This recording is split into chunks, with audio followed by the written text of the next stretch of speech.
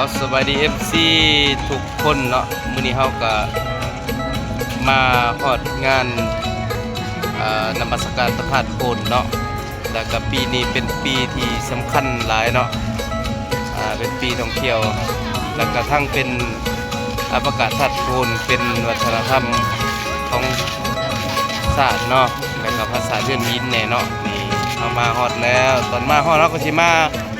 ซื้อคันบักเบงเนี่ยทีมงานกำลังซื้อเนาะเพื่อเขาไปสักการะบูชาเนาะ FC ทุกคน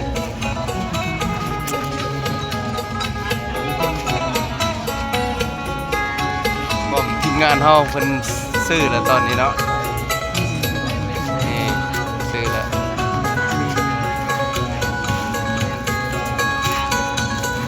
แขกคนก็ความหลากหลายเนาะมาทุกสารทิศเนาะสำหรับงานในทั่วเมืองไซภูทองเนาะแขงสวนเขตของพวกเฮานี่เนาะแม่ค้าเซาขายกันมาออกคนนิยมเพื่อมาเฮ็ดบุญเนาะมาสักการะบูชาในสถานที่นี้นี่เฮาก็ได้ดอกไม้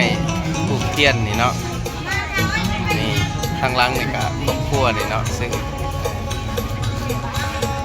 นิกกี้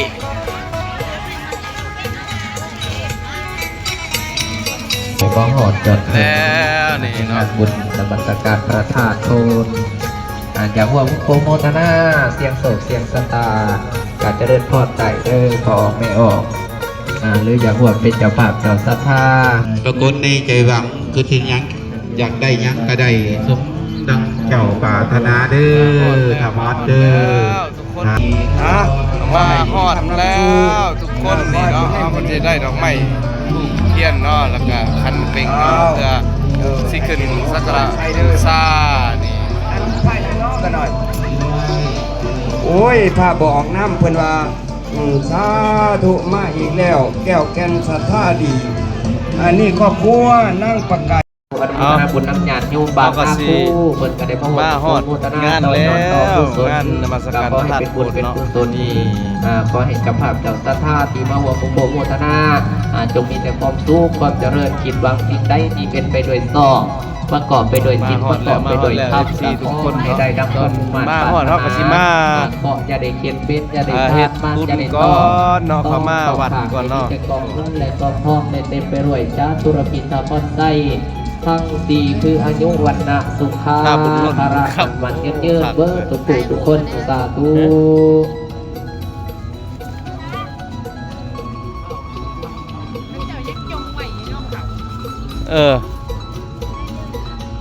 ขวัญเข่าแต่ละขั้วเฮือนอยู่ดิ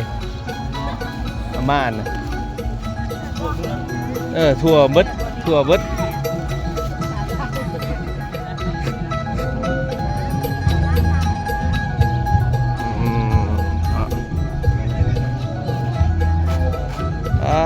เข่ายั่งอยู่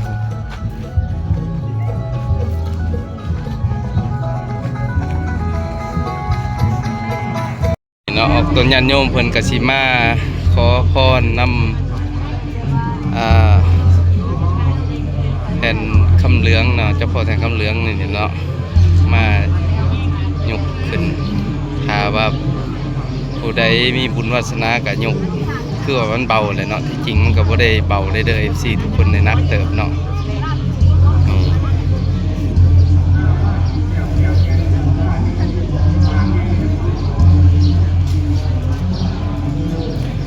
ปัจจุบันนี้ก็กำลังเนาะ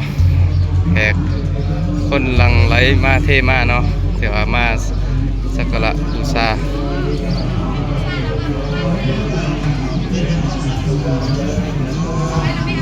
FC ที่ขาดบ่ได้คนนี้แหละนี่พวกไปใช้ไปนำ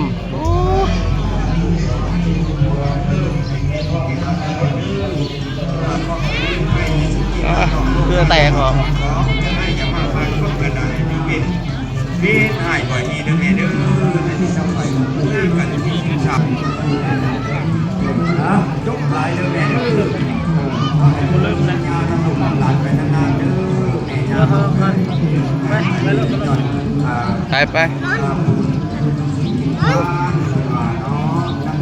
ช่วยเจ้าเนาะ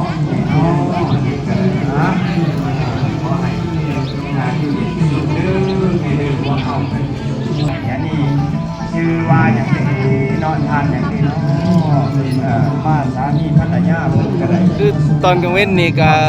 กำลังเนาะแขกคนกำลังหลั่งไหลมาเทมา ชักเนาะ อันนี้คือพระศาสตร์ผึ่งเนาะ ภรรยาเพิ่นว่าเนาะขอให้ นี่ เพิ่นผู้นี้ ติดพระศาสตร์เพิ่งนี่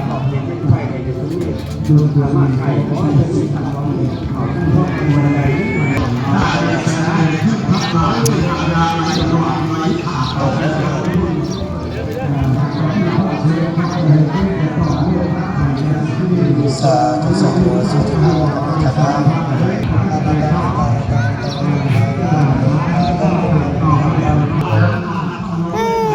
เพิ่นนี่คือนี่ยังเห็นเพิ่นอยู่ได้นี่บ่แม่น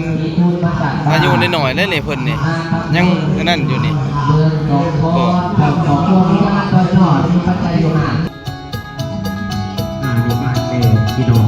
เมออกเจ็ดพอบครอบครัวมาจากบ้านลักเมืองสองคอนพร้อมด้วยครอบครัวโมทนาตอนยอดมีปัจจัยอยู่20,000 กีบสาธุเด้อขอให้เป็น20ห่าง20มี20เป็นเศรษฐีมั่งมีเงินล้านคัดเจ้าออกจากบ้านในลมในคุ้มเงินคุ้มทองเด้อไม่ออกเด้อปรารถนาสิ่งใดให้เจ้าได้สมดังมโนรสให้ปรากฏในเมืองคนอย่าถูกจนเงินใส่แพร่สบาย ตลอดหุ่นลูกอยากเห็นทีมอยากไก่คล้ายสับกำพองอย่าได้มีสิ่งต่อแม่บอกของมีผิดสิ่งศักดิ์สิทธิ์ในสุขคู่อย่างทองหน่อยให้เสียงหยาดสู่เครื่องพี่น้อง น้ำตาล ขับบุญชูให้สาธุพี่น้องลูกหลานบ้านเอาเนาะสำรวมบ้านผู้ชิแก้วบ้านเดียวกันเด้อ อ้วนโพดเลย โคตรสุกเนาะคิดก่อนนั่งอยู่ในบ้านผู้ชิแก้วคือ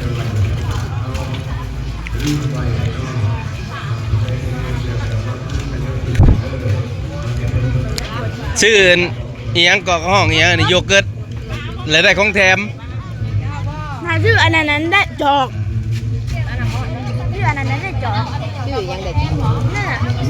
แถมคนนะ ได้คนสิเอาอยู่บ่ ปะพี่ไหนเอ้าอีไปใช่ไหม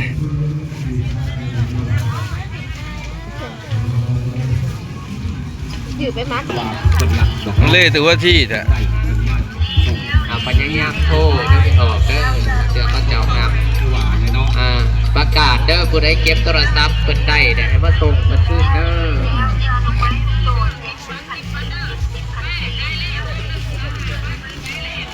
แล้วจะลงไม้พุ่งโต70,000 กีบ เลาะมาแต่นะเขาก็สิออกเมื่อนะบาท แล้ว FC ทุกคนเด้อคือมุมไกลเนาะเพื่ออยู่เขตนอกของลานพระธาตุโพนเนาะ FC ทุกคนผมสถานที่พักรถกวางปีนี้เอาเบิ้งจีติดคือเก่าบ่เอาก็ย่างแล้วไหมฮันเดนะย่างไปเพื่อนน้องชายไปไว้แล้วจะได้รถเขาเหยียบกี่ต้มใช่ได้นี่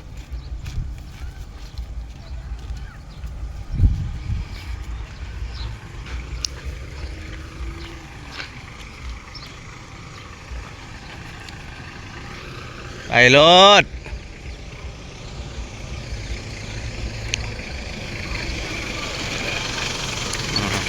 รถยังบดติดตอนกลางเว้นแน่นี่ถ้าคำมานี่แน่นแอดเลยนี่